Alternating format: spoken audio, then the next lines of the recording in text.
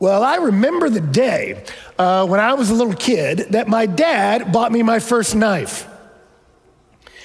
Now, I know for many of you that's a confusing sentence, but let me clarify.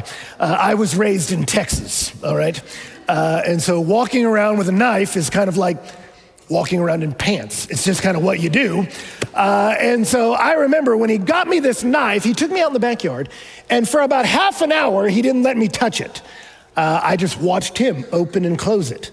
And he was showing me how the mechanism worked. And then he showed me the right way to hand the knife to somebody and the right way to receive it when it's handed to you. And then he showed me how to whittle and carve with the blade away from you and just teaching me some basics of how to handle this knife. And then after I watched him for a while, he gave it to me, and then he watched me as I practiced trying to carve little animals out of some soap. And after about an hour or so, my dad had to run and check on something. I don't know, he left for a moment. But when he did, my brother came home. And when my brother came home, he saw that he had also been purchased a knife. He saw it on the table, and so he went running up without parental supervision and just said, "I got a knife," and he grabbed it and flipped it open, and in doing so, did it in such a way that he drove the blade into the meat of his hand. It was gross. But I remember in that moment, it struck me that suddenly, that hour or so of training that I had kind of impatiently endured before, I was now deeply grateful for, because my dad had not just handed me something powerful, he'd given me the wisdom to know how to use it in a way that was constructive and not destructive. And God, by his grace, has done the same with us.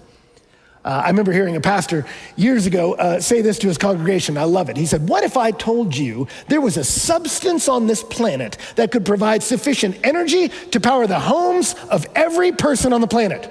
It could power hospitals, schools. This could be harnessed to facilitate human flourishing at every level.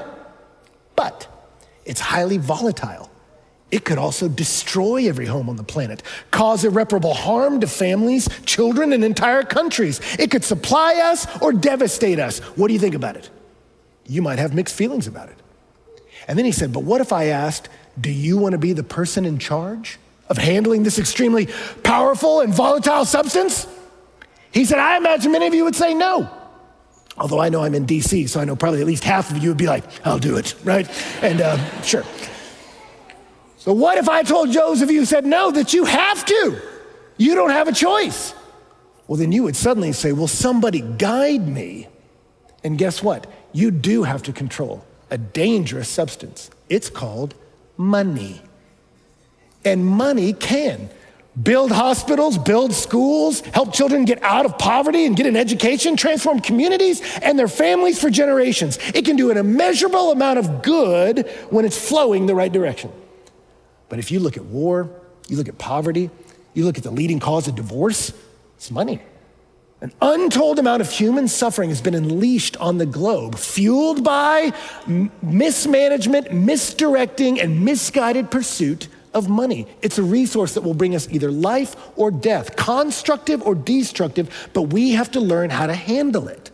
So whether you're here and you're an exec at Apple or you work at Applebee's, God is going to make you manage money, and you need to know how to manage it well. And some of you go, "Well, Ben, I'm not making the kind of money that will determine the fates of men." Like, well, okay.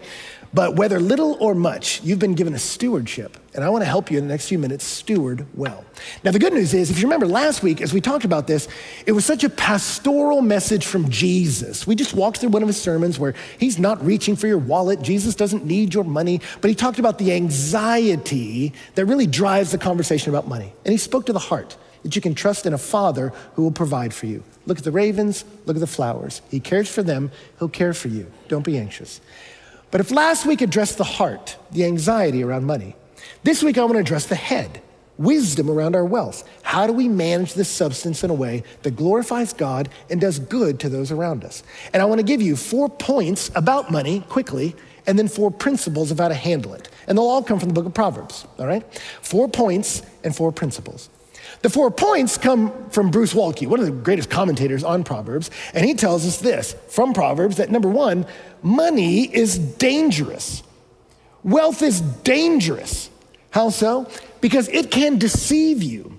It can make you feel safe when you are not. And we talked about this a lot last week. That one of the dangers of money is it can supplant a trust in God. If I have enough money, I think my security, my peace, my joy, my comfort will come from wealth.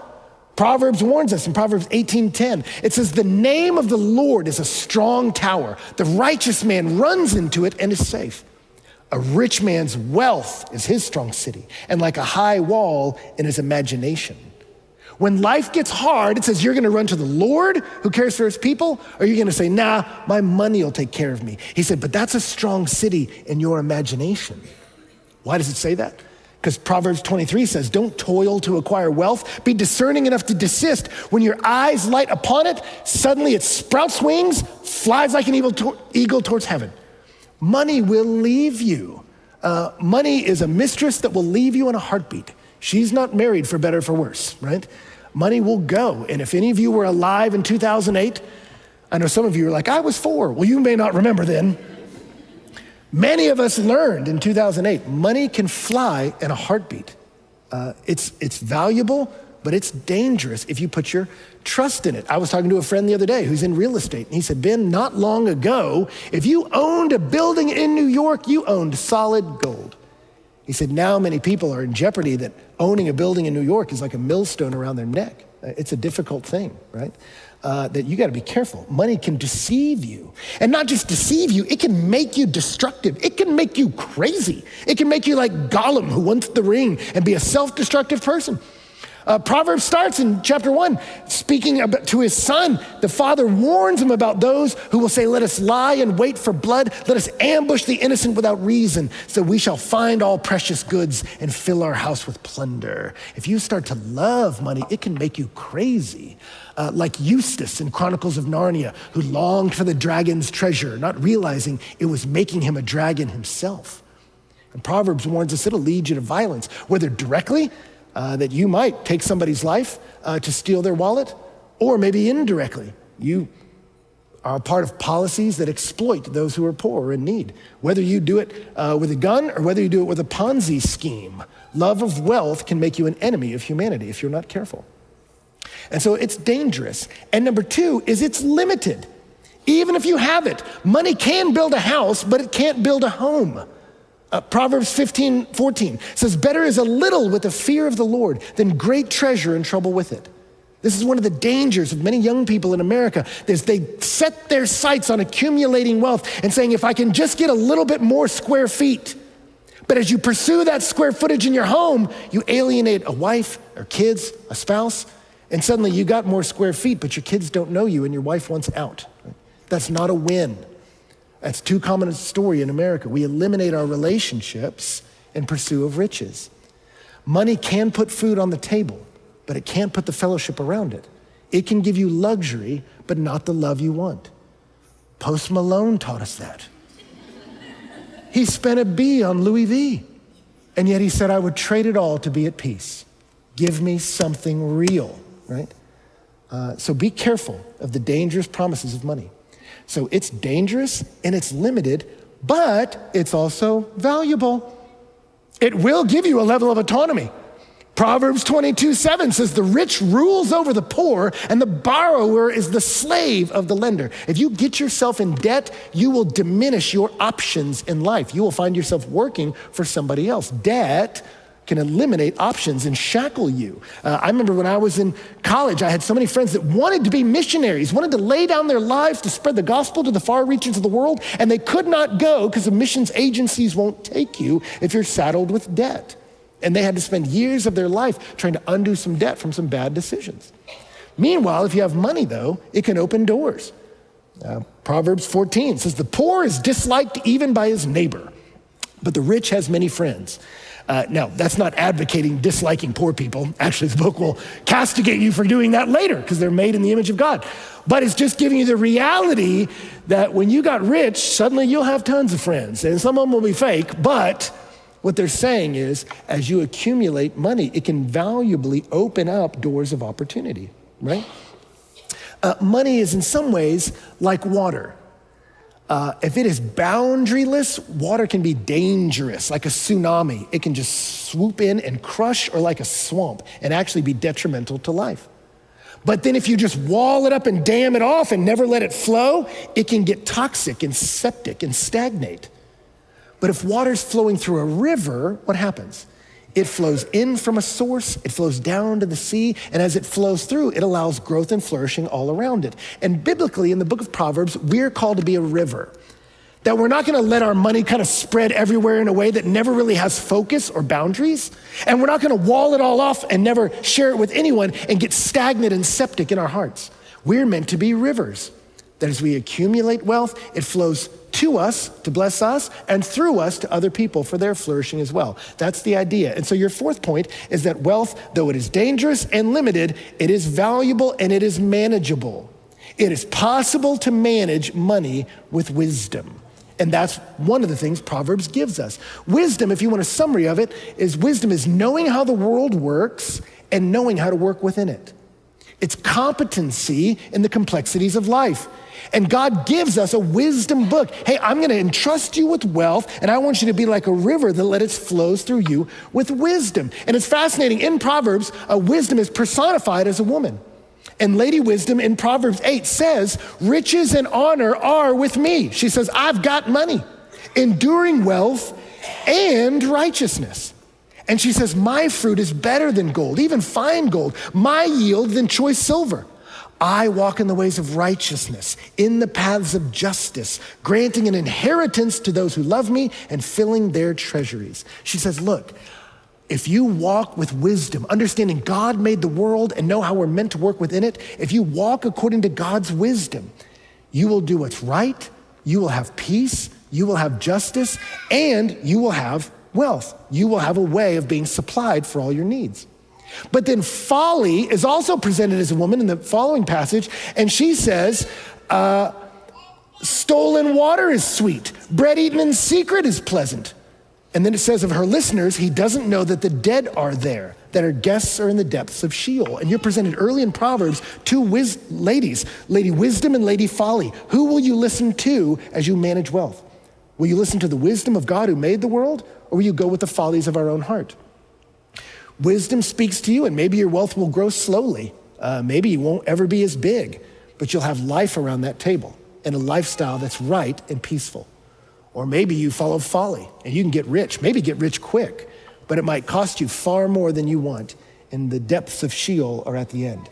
So we need to figure out how to handle this money, and we've been given 4 guiding principles in the text. See that? We're making good time. We're gonna make it, folks. All right, so guiding principle number 1. If you got a pen and paper, you may wanna write these down. These will save your life, all right? Number 1 is to give faithfully. Give faithfully. And I mean faithfully in 2 ways. Faithfully in the sense that you are faithful, we can count on you, and faithful also meaning full of faith in God. That is one of the dominant themes in the book of Proverbs, that I trust God with my life, and so I trust him with my money. I believe God made the world, and I believe the way he says to move within it makes sense. And God, as he says this, says, hey, I have woven into the fabric of creation natural consequences to a selfish life, and I don't want you to face those. And so I want you to listen to my wisdom. And he puts himself in the equation. Proverbs 22:4, he says, the reward of humility and fear of the Lord is riches and honor and life. He says, if you trust me and humbly honor me, I will provide for you. But many of us, just honestly, we're guided in our money by our anxiety and our appetites. I'm scared to give any away, so I hoard it, but then when I see something I really want, I just buy it, right? And anxiety and appetite rules our money, and if we really look at our life, we are not substantively doing good in the world. And yet here God says, I want you to be guided by faith and by principles.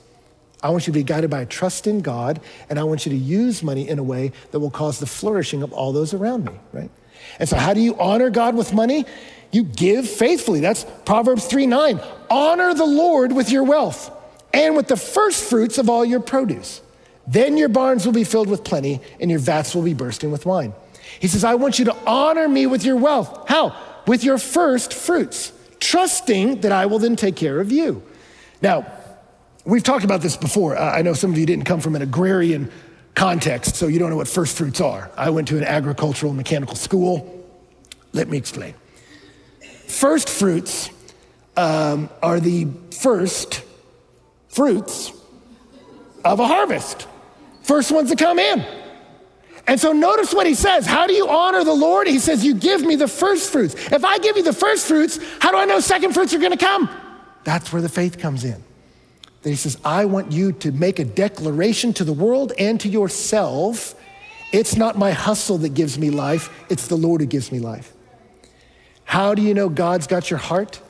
You'll know he's got your heart when he got your wallet, right? When you put your money where your mouth is and you go, I trust Lord with the umbilical cord to my life. And it was like this from the very beginning. We're told about Abel, Adam and Eve's son, that he was a man of faith. That's what the book of Hebrews tells us. How do you know that? If you look back in Genesis, it said he would offer sacrifices to the Lord and he would offer of the firstlings of his flock and of their fat portions. Well, if you offer of the firstlings, there's no guarantee of secondlings. And you go, that's what it means by faith. He said, Lord, I'm giving you the first and the best. And later in the Old Testament, when people tried to give God like their sickly sheep or whatever they had left over, he says, I don't even want that. I want you to come with faith, bringing your first and your best. Now, why do we bring our first and best? I love the way my friend Joby says it. He says, because God gave his first and his best. When God came to redeem us from our sin, who did he send? His only begotten son. He sent his best.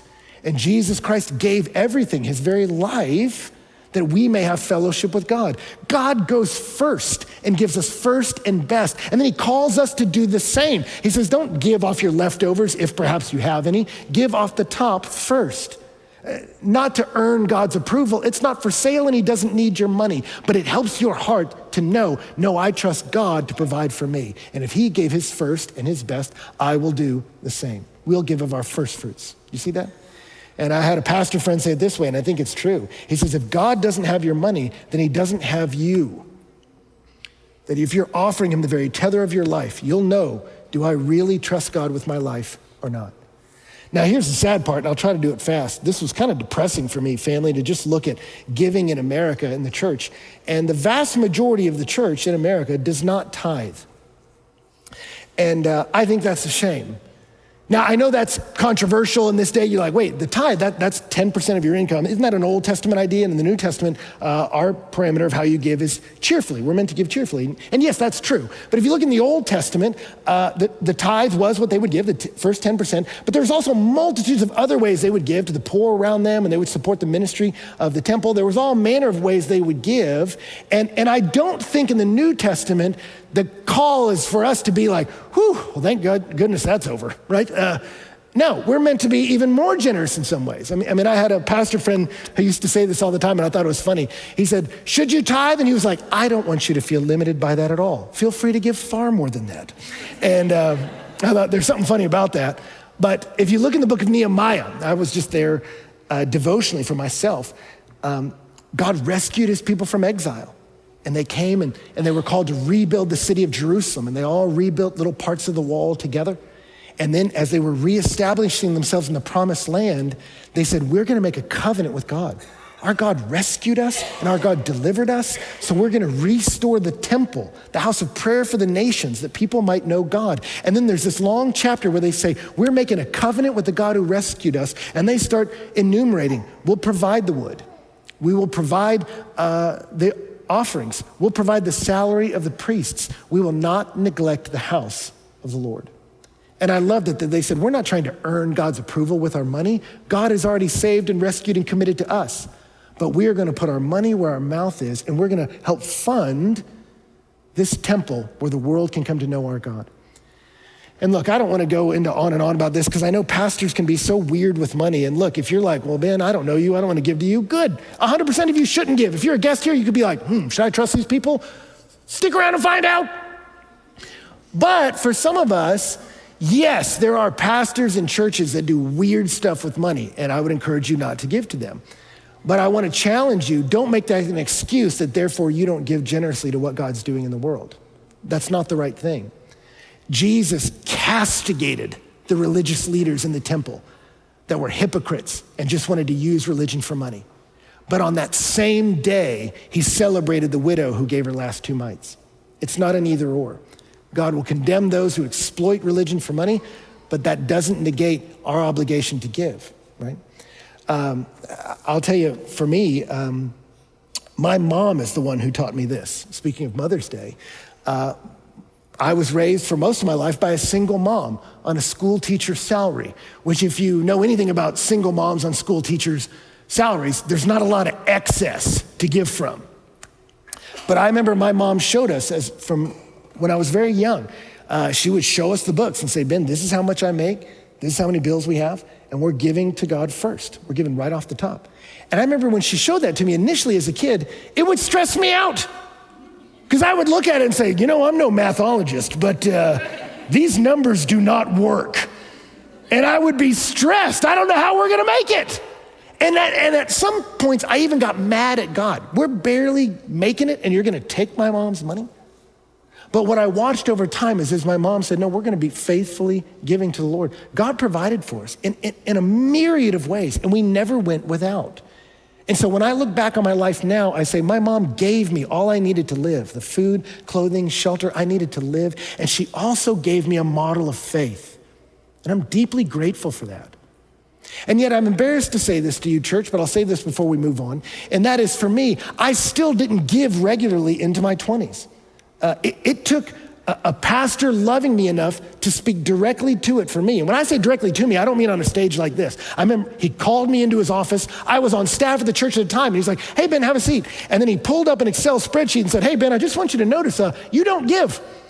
And I was like, hey, okay, wow, all right.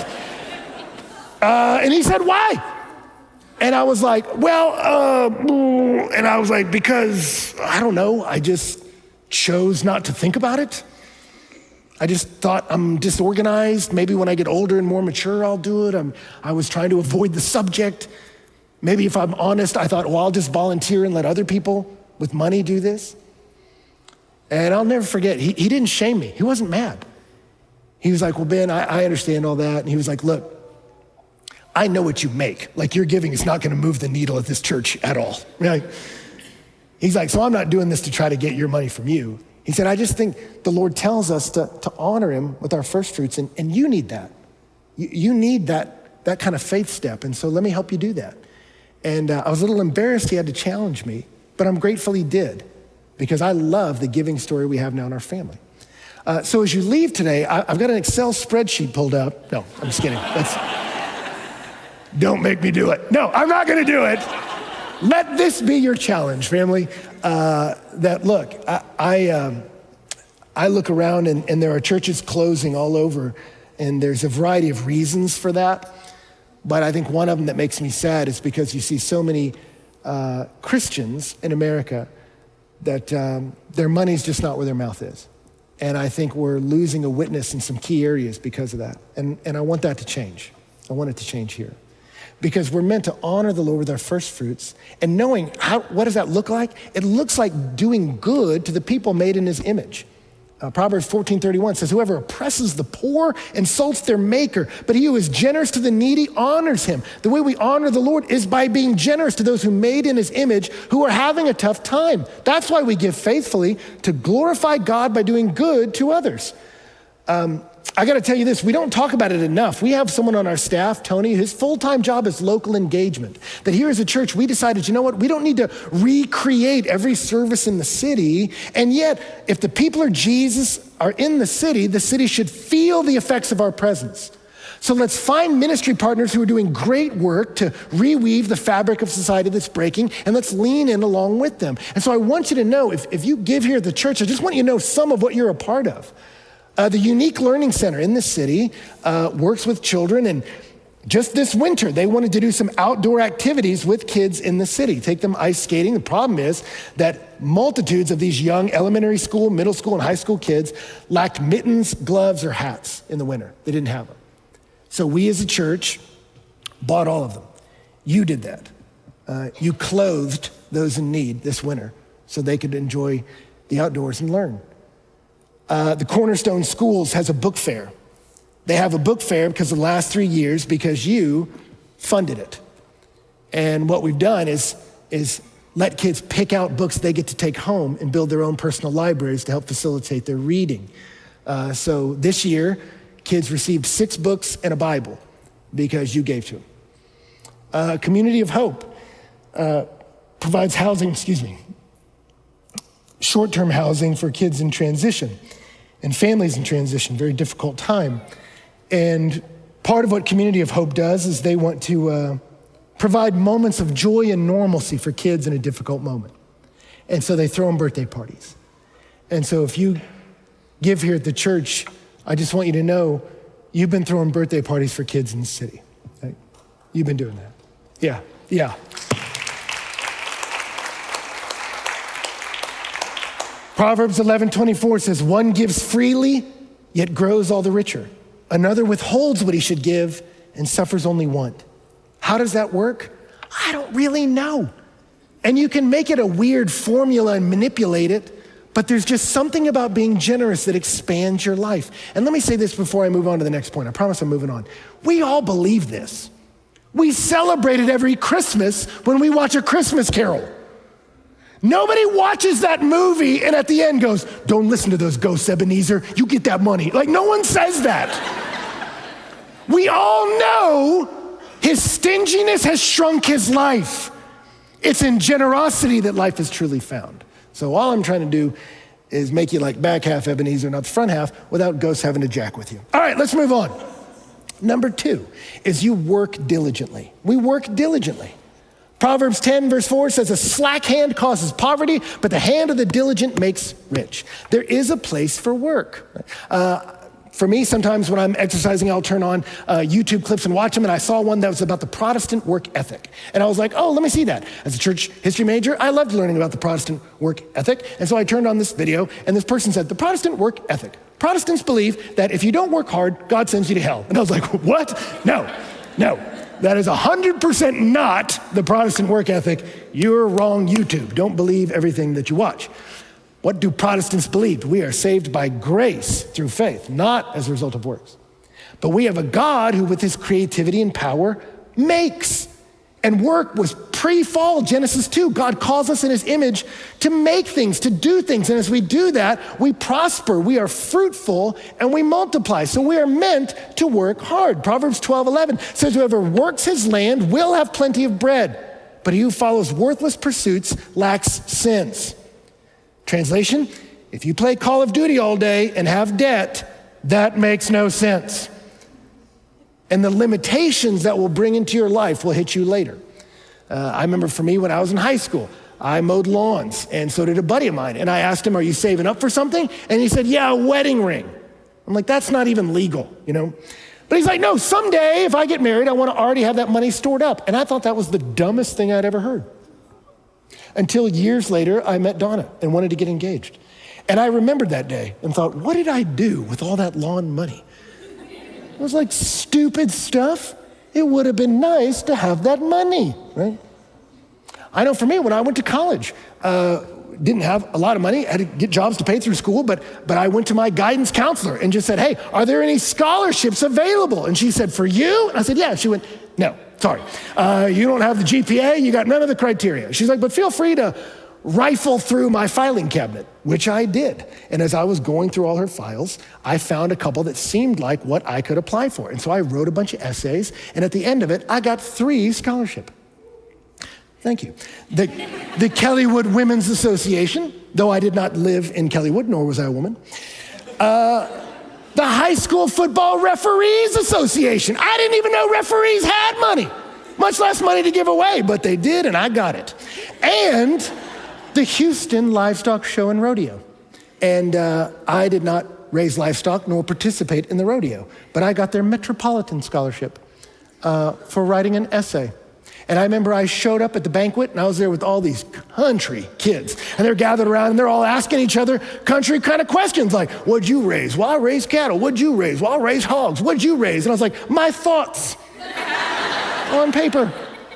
Didn't make a lot of friends that day, but you know what? I paid for school, right? Because I hustled. And so it's wrong to put your faith in your hustle. Money can go away in a heartbeat. And yet God says we are meant to work diligently, and he blesses that. A character that's kind of the tragicomedy all through Proverbs is the sluggard. It says in Proverbs 26, as a door turns on its hinges, so does a sluggard on his bed. He doesn't begin things. It says the sluggard buries his hand in the dish, but it wears him out to bring it back to his mouth. That means he won't finish things. He'll start projects, but won't lead them all the way to make a profit. It says the sluggard says, there's a lion outside, I'll be killed in the streets. That means he doesn't face things. When hardships come, he quits before he even gets going. The sluggard doesn't start things, he doesn't finish things, he doesn't face things, so in the end, he doesn't have things. It says in Proverbs 13, the soul of the sluggard craves and gets nothing, while the soul of the diligent is richly supplied. So go to the ant, O sluggard, consider her ways and be wise. Without having any chief officer or ruler, she prepares her bread in summer and gathers her food in harvest. You be diligent. And yeah, the world is unjust. You may not make all that you should, but God says he does, by and large, reward diligence. And not just diligence, but quality of work. Proverbs 22 says, do you see a man skillful in his work? He will stand before kings. He will not stand before obscure men. This is why some of you are in town. You found something that you're good at and you enjoy, and you got better at it until you stand before kings and not obscure men. That's a great way to live your life. Find something that you're good at and get really good at it. And God will often provide for that, right? Number 3 is you save consistently. Save consistently. Understand delayed gratification. Proverbs 13:11. Wealth gained hastily will dwindle, but whoever gathers little by little will increase it. Some of us don't like the little by little part. We don't save much now because it just feels like too small to put away. But what he's saying is, understand little by little, it grows. Many of you understand that. As interest works, what you just put away a little, it grows over time. For me, I'll encourage you. I remember when I first injured my back, it was very hard to walk. And so for me to do even the most basic of exercises, I had to go to a rehab center where I was the youngest person there by like 40 years. It was me and Opal and Edith and working out together, just doing the most basic, like, can you flex your calf? Oh, I'm so tired, right? But we would all do the most unimpressive workouts that it felt so stupid and meaningless. But I was just trying to be able to sit up, stand up, not use a cane. And little by little, I was able to move from sad beginnings. I wasn't posting it on Instagram, crushing it today. Me and Opal sat up for 3 minutes. But over time, was able to do more and more and more, and then able to not just stand up, but walk and then run and exercise and able to get healthy. It started small and unimpressive, but it grew over time. And money's the same way. For some of you, we often follow, when I get money, I'm just gonna live, and then with whatever's left over, maybe I'll save a little, and then if there's any left over that, maybe I'll give off that. And it's meant to be the opposite. No, I give first. And then I let them auto withdraw. I don't even see it. Let me save a little. It might be small, but it won't be small if I invest it for 20 years.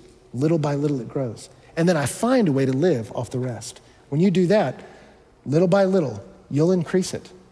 And as you do that, let me just say, some of you go, man, Ben, I don't know how to do that. I was never taught that. I didn't have parents that taught me about money. Get wise people around you that'll help you. Learn how to save consistently. We're gonna do a class this summer on biblical finance. And we want to help you with that. It's amazing the number of statistics you'll see where people who are generous are often the happiest as well and successful financially. And we want to help you be that kind of person to manage finances. I know for me, it was a moment of real shame that I finally got desperate enough because I got scared. I got older and worried I'm not providing for my family in a way, that I went to some older men in church and just said, I don't know how to handle money. And it was really shameful for me to say that. I don't know why I had so much wrapped around that. There were so many other things I was good at confessing that I was bad at, but I just felt so embarrassed to be bad at this. But I remember I came to this older man in our church and I said, I need help. I don't know what I'm doing with this. And he didn't shame me at all. He was like, oh yeah, I love helping guys with this. Let's do it. And we sat down and he started asking me 20 or 30 questions all about my life and what my hopes and dreams were and what I made and how much this. And he was just typing along, and he's asking me questions, typing along. And at the end of it, he pulled around the spreadsheet and it was my life in numbers. He's like, well, here's how much you'll need to save every year. And if you do this, this is how much you'll have by Lord willing when your kids are these age. And here's how you get to a situation where you can provide for your kids before you die. And he was like, so if you follow this little path, you can do that. And I'm like, that's incredible. I don't know how to do that. He's like, of course you don't know how to do that, but I do. And I still lean on that guy. I call him all the time. And we pull up the numbers and he tries to show me stuff and I don't fully understand all of it. But that's me, man. I mean, I was at my kids' school the other day and they were shouting out math problems to the elementary school kids and they were shouting back answers. And literally they're like, the square root of 8. And I'm like, words, numbers, I don't know. Like that's just not what dad does, right? But I got surrounded by wise people who are helping me save consistently. And by the grace of God, I'll live where Proverbs says that a righteous man leaves an inheritance to his children's children. And so if you don't know how to do that, it's okay. Don't be ashamed to come ask for help. Let us help you get where you need to be. And number 4, the last one is that you live humbly. Live humbly. After we give, after we save, then we find a way to live. But as we live, Proverbs says, whoever loves pleasure will be a poor man. He who loves wine and oil will not be rich. Better to be lowly and have a servant than to play the great man and lack bread. That verse, when I lived in Dallas, we called those $30,000 millionaires. People who made a little but tried to act like they had a lot. And let me tell you, resist that temptation. And particularly if you're young, if you're a college graduate, one of the greatest temptations for college grads is to try to hurry up and get to the standard of living that you had when you lived with your parents. Don't do that, because you will suddenly rack up some debt or spend all the way to your limit to get the flat TV, get the new couch, and everything will work as long as nothing goes wrong. But as soon as you get a toothache, your whole world blows apart and your marriage has problems. Don't live like that. Keep your standard of living low, right? And as Christians, we're meant to increase our standard of giving before we increase our standard of living. One of my favorite Proverbs, I don't quote to anyone but to myself. Proverbs 23 says, when you sit down and eat with a ruler, observe carefully what is before you and put a knife to your throat if you are given to appetite. Do not desire his delicacies, they're deceptive food. Whenever I go and sit with someone, and I sit with all kinds of people, but people who are wealthy, I think God blesses people with wealth, it's great. But I look at it and say, if I love this, if I suddenly start preaching away so that you'll provide for me so I can have the best, it says, hey, put a knife to your throat if you're inclined to have an appetite for those delicacies. That's deceptive food. Wealth is a gift of God, but it's meant to flow to us and through us. You got to use it. We all have to handle it, but don't love it. Find a way to give it and to save it for your kids, and then to live off it with humility. Now, let me close with this. If you listen to that and go, wow, Ben, this all sounds great, but my life is a mess. And so this wasn't encouraging, this is devastating, because I've made a mess of things. Let me tell you the good news. How does Jesus treat a person who's ruined their lives and relationships with money? There was a moment, Jesus is coming into town, and there was a guy that through his love of money had alienated everyone in the town. They couldn't stop him because he was a tax collector and could pick the wages he wanted, but they could hate him, and this man was alone. But he heard about the preacher Jesus coming, and he knew, I got money, but I'm missing something in my heart, and I want to go see this prophet of grace. And yet he had a problem. Masses of people were around Jesus, and he couldn't see him because he's short. And so he ran ahead of the procession and climbed up a tree, which is not a noble thing for a successful man to do. If he was trying to look rich and organized and dignified, you don't go scampering up a tree. And yet he did it because he wanted to see Jesus. And Jesus sees that man up in that tree, and he stops the procession. And he doesn't look at him and say, you're the tax collector who's been robbing God and exploiting these people. Get some matches. We're burning this tree today, folks. He doesn't condemn him. What does he do? Hey, Zacchaeus, get out of that tree. I'm eating at your house today. And he looks at this man who had been isolated relationally because of his selfishness and said, I want you. I want to hang out with you. I want to be with you. And Zacchaeus is so touched by that undeserved grace, he declares, half of what I own, I give away. And Jesus says, salvation's come to this house today. Now, don't misunderstand it. Jesus isn't saying he bought it. How much was that? Okay, you win some salvation. That's not how it works. The money didn't get him in. What happened to him is what happens when God gets a hold of a human heart. God loves to give before we ever do. And he loves to change us from the inside out. How can Jesus be gracious to the selfish man in the tree? Because Jesus understood he was going to be a savior on a different tree. I will take your shame. I will take your guilt. I will bear the cost of your selfishness and bury it in the grave so that you don't have to be condemned, but rather you can be welcomed into my arms with the free gift of grace, eternal life through Jesus Christ, the Son. You can't outgive God. He gave his first and his best for you. So if you've never put your faith in Jesus, that's what today's about. God does not want your wallet. He wants your heart. And grace is a free gift to all those who will put their trust in Jesus Christ, the God-man who gave all so we might live. But let me warn you, when you give your life to him, our money tends to follow. And you watch when a gracious God touches our heart, how do you know salvation's really landed? Because it begins to flow through our lives. When we begin to say, a God who's freely given to me, let me freely give for his glory and the good of those around us. And may the city understand that the people of Jesus are in their midst because they see blessing flow to us and through us in his name.